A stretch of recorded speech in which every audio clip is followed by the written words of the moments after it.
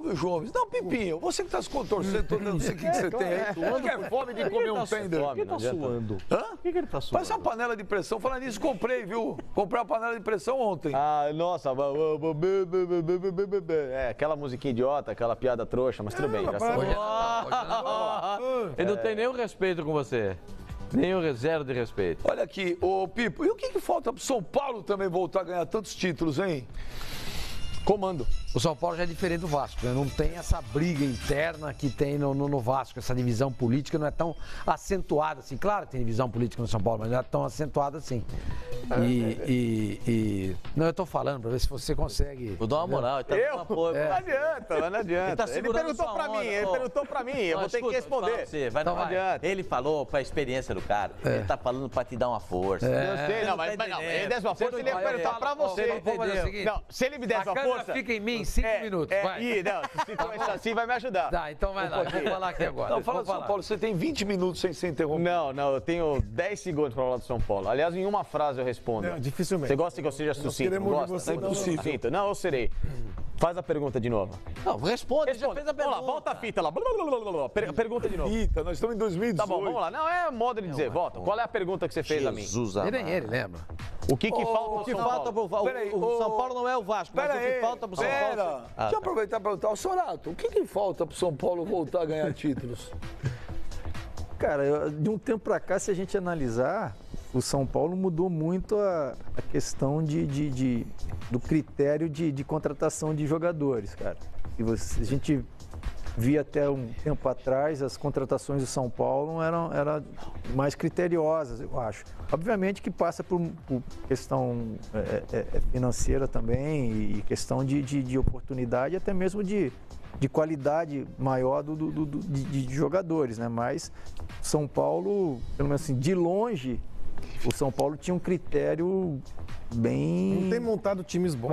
Os elencos do São Paulo têm sido meio atrapalhados. Não sei. Você teria mandado o Aguirre embora? É comando. Eu não Comando é sei a se principal palavra. Olha, Comando Biba, o time que já teve o Pato, Não é. o time tava mas com acho o que são Ganso, elencos mal o Kaká voltou, tá? Voltou e não jogou tão mal assim. Não era em nível mais de seleção, mas... O São Paulo hoje, você pega o São Paulo de hoje, tem o Diego Souza, tá? Você tem o Everton, o Nenê, aproveita, eu tô falando. Tem o Nenê, então eu não vejo o elenco tão ruim. Eu acho que o São Paulo, nesse ano cometeu um grande erro. Mandar o Aguirre embora? O maior erro do São Foi, Paulo também acho. foi não ter entrado na Sul-Americana para ser campeão. Quando o São Paulo assumiu a liderança do Campeonato Brasileiro... Talvez o Aguirre tivesse caído. Talvez não. Exatamente isso. Quando o São Paulo assumiu a liderança do Campeonato Brasileiro, que os torcedores do São Paulo e os dirigentes do São Paulo diziam o seguinte: pegamos o gosto da liderança, queremos o título. Aí eles só enxergaram o brasileiro, não abandonaram a Copa Sul-Americana. Poderia ser o São Paulo o campeão da Sul-Americana pelo time que tem, até por tudo que estava pela frente. Mas abrindo mão da competição, eu acho que esse foi o grande erro do São Paulo em 2018. O grande erro. Assim, contratou, mandamos embora o Aguirre. E a Sul-Americana então, foi eliminado por um time, não podia o São Paulo. Colón, não é isso? O São Paulo não podia ter sido eliminado pelo Colón. E o próprio Aguirre, na época, ele deixou claro, ele foi lá na sala da presidência e falou: presidente, eu acho que um título internacional é um título internacional. Cai bem. No Uruguai e no restante da América do Sul, a gente dá um peso muito grande. Aqui no Brasil vocês não dão? Não, queremos ganhar o Campeonato Brasileiro, sentimos a oportunidade, aquela coisa de São Paulino. Esse era outro, né? Era o Juvenal. Aquela coisa de São Paulino. Sabe como é que é? O São Paulo. Como é que Aquele empáfia, você acha que pode... Como é que chama o goleiro do São Paulo? João. Goleiro do São Paulo. O Lucas Perry. Lucas Perry. E o Tony, como é que chama? Antoine. Percebe? É coisa de São Paulino. E o Aguirre... Os caras falam... Quando o Aguirre foi lá no falar da Sul-Americana, né? Vamos tentar ganhar a Sul-Americana, a Sul-Americana. Os dirigentes de São Paulo falam assim, we are the champion. Olha isso. Você está ouvindo We are isso? leading the championship. Mas, presidente, não tem dinheiro para contratar. No problem. Temos alguns imóveis, podemos. Que tipo de Vamos imóvel? vendê-los. Tem uma edícula que papai deixou pra gente no Campo Belo. Boa. 2 quartos em cima, um banheirinho embaixo. Dá pra Hoje é vender dia de esse cara Natal. lá. Mas e o ponto de ônibus em frente? Dá pra... Public transportation. Very good. Quero ver você ligar depois pro pessoal lá para Natal, conversar. ninguém vai ligar pra mim. Eu não vou ligar para ninguém hoje. Hoje eu não vou ligar para ninguém. Valorizou Mas a voltando a falar sério, que o Aguirre, na época, deixou claro pro Leco, falou, esse é o campeonato Gostaria de mais ganhar. palpável, né? Era o que dava pra ganhar. O Campeonato Brasileiro era um campeonato longo, de elenco, e era difícil o São Paulo ganhar. Mas o São Paulo estava na liderança, e o São Paulo sentiu a possibilidade, o gostinho do título, sabe? Mas aí, velho, o outro Aí que tem mais... perdeu o Everton, exato, o Rojas se o que tem mais machucou, aí vai experiência, juntando as coisas. que é o Aguirre, chegou presente. É complicado, hein? E É só quando o assumiu a primeiro turno. liderança do Campeonato Brasileiro, não sei se vocês se lembram, o próprio Aguirre disse, agora é líder do campeonato. Ele falou, calma, é líder agora. O importante é ser líder quando acabar, não é agora. Aí vocês estão pensando já agora, vamos pensar lá na frente. Então, ele tinha uma visão das possibilidades do São Paulo. Ele tinha, eu acho que o Aguirre não fez um mau trabalho no São Paulo. Não, ele não fechou fez um o mau primeiro trabalho turno no em São Paulo. primeiro lugar, foi O bom. Aguirre saiu por questões de diálogo com os jogadores, de falta de sintonia com alguns jogadores do vestiário. Esse foi o motivo da saída do Aguirre. Então o trabalho foi ruim. Não. Ué, se o cara tem problema no vestiário, se o cara não se relaciona bem com o jogador, então que trabalho é bom? Não. Não tem nada disso. Ah, ele falou. Não. O elenco, você tem 30 jogadores no elenco. Se você se dá mal com 2, ou se não se dá bem com 2, não significa que você está fazendo um trabalho Depende, ruim. se você se dá mal com 2 que não pode se dar mal... Com quem? Não sei. Com quem? Não sei. O caso do Nenê, o caso se do você- Nenê, Pronto. especificamente. Não, você não pode se dar mal com o Nenê? Qual o problema? Ele é o Pelé? Se você tem... Ele é o Pedro Rocha? Dependendo da influência... Ele é o Nenê, ele não passa do Nenê. Depende da influência que ele tem no elenco, é mal, é ruim.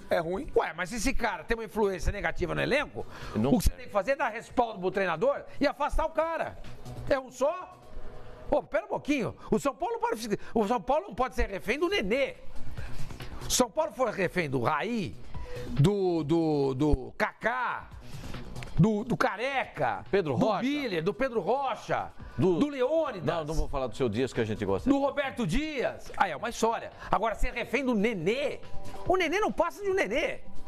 É isso. Ele é um Nenê. O nome já diz tudo. Ele é um Nenê. Hoje, com então, a partir do momento que você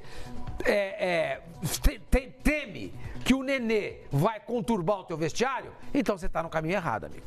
Você está no caminho errado. Eu acho que ninguém daqueles ex-jogadores... Então por que o Raí mandou ele embora? Quem? O Diego Aguirre? O Aguirre? Porque não mandou. Pergunta pro Raí, ué. Não, o Raí não tá aqui. Você é por quê? pago e muito bem pago. Porque Vai a explicar. impressão Porque ele que foi deixou... frouxo. A impressão que... Porque o Raí foi frouxo. Isso que eu ia dizer. Eu acho que Foi frouxo. nenhum dos três funcionou como deveria funcionar nas funções que eles assumiram e que se propuseram a conduzir. Já que esse é um problema de Lugano, Natal, lembram-se o do Ricardo que aquela Rocha pessoa e o me Raí. disse do São Paulo? O Raí, por Um exemplo, fala demais e o outro se mete onde não deve? Eu acho que o Raí, por exemplo, se quisesse significar alguma mudança de parâmetro de dirigente, inclusive, um cara novo e tal, muito respeitado pela torcida e tudo mais, acho que ele não poderia ter mandado o Aguirre embora, de jeito nenhum. Se as relações se deterioraram entre o técnico e alguns jogadores importantes do elenco, quem não funcionou nesse meio de campo foram o Ricardo Rocha e o Lugano, dois ex-atletas que tinham essa missão no clube. Né? Quando chegou esse trio aí, ficou muito bem claro. Quem faz o quê? O Raí vai cuidar disso, o Lugano daquilo e o Ricardo Rocha daquilo outro. Não funcionaram. Quer dizer, estava tudo muito bem no São Paulo, as relações do técnico, inclusive com os jogadores, recuperou o Diego Souza e tudo mais, enquanto estava ganhando. Na hora que faz o segundo turno, começa o segundo turno mal. O segundo turno de São Paulo é muito ruim, né, Pascoal? O segundo turno de São Paulo Só não é pior que o do Corinthians. nunca aconteceu de um time campeão simbólico, do primeiro turno, ter uma posição final tão ruim no Campeonato Brasileiro. Fora Da zona da Libertadores. Mas a Libertadores, depois Vai jogar a gente primeira fase da começou Libertadores, com esse formato de pontos corridos. Então, o segundo turno foi realmente muito ruim. Alguma coisa estava acontecendo de mal lá. né, de errado. E não foi corrigido por aqueles que estavam lá para corrigir. E aí o Raí, eu acho que optou pelo que é o mais fácil, é o que a gente acaba dizendo, que é mais do mesmo, é o que qualquer dirigente faria. Manda o técnico embora, que geralmente é a atitude mais confortável para qualquer dirigente. Bancar o técnico e bater de frente com o jogador, raramente acontece com o dirigente. E bancar, ô Sorato, e bancar o Jardine para 2019? São Paulo que vem para uma Libertadores, né? O torcedor de São Paulo sempre cria a expectativa lá em cima por causa de Libertadores. E o futebol tem mostrado aí, nesse ano principalmente, que os treinadores, os chamados da nova geração, que começaram o ano com as ações lá em cima, terminam o ano com as ações lá embaixo. Isso aí tem duplo sentido, hein? O que é aquele ações? Começa com a ação lá em cima e termina o ano com a ação lá embaixo. Você podia ter usado outro exemplo, entendeu? Hoje é dia de Natal, pô. O Jardine é o cara pro São Paulo, sim, Não, eu acho assim que ele vem sendo preparado para isso, né? Eu acho que ele está esse tempo todo no São Paulo sendo preparado para isso. Se é o melhor momento agora, não sei como é que vai ser o São Paulo para o ano que vem, né? Eu acho que passou pela base muito bem, né? Conquistando títulos importantes. Foi campeão da Libertadores Sub-20. Então tem títulos importantes. Eu acho que assim, tem conhece bem o clube, né? Conhece os atletas mais jovens bem, né? Mas eu acho que é tudo. Você apostaria, você concorda com o Raí? Você apostaria no Jardine ou você traria um treinador mais tradicional? Aqui, ó, Palmeiras tem os Filipão, campeão brasileiro. O Flamengo agora contratou o Abelão, 66 anos. Eu não teria tirado o Aguirre. Não? Não. Eu acho que não mudou pouco. Eu acho que mudou pouco. Em termos de resultado. Não mudou nada. O resultado não mudou nada. Não mudou nada. Então acho que isso é um indicativo. E postura mudou? Também não. Também não. Continuou a mesma coisa. Não, São Paulo. A novidade que o São Paulo apresentou veio do banco de reserva dos meninos das categorias de base. O Elinho entrando no time, oportunidade para outros jogadores. Então, eu acho que, aliás, esse parece ser o perfil que o São Paulo tem demonstrado para a próxima temporada, de dar mais apoio para os jogadores da base. O São Paulo mandou o Aguirre embora, faltando quantas rodadas, Pascoal? 5 só, não era, mano? 5 rodadas. 5 ou 6? 5 rodadas. O São Paulo ele... É a receita para dar errado, né? E eu acho, assim, a minha opinião, tenho nada contra o Jardine, acho que ele pode ter um futuro brilhante como treinador. Mas um time que vai jogar Libertadores não pode começar assim. Eu acho que para mim... Com todo respeito, São Paulo não pode começar assim. E essa minha frase, isso que eu estou dizendo aqui, é dito por muita gente dentro do São Paulo.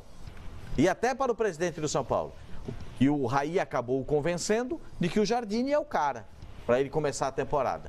Mas você sabe que campeonato regional campeonato regional é louco para derrubar treinador. Mas a Libertadores também começa praticamente junto, pô. O São Paulo também. O São Paulo faz a fase inicial. Faz a fase inicial. São 4 jogos de lambuja. Para mim, o que falta ao São Paulo é uma palavra chamada comando.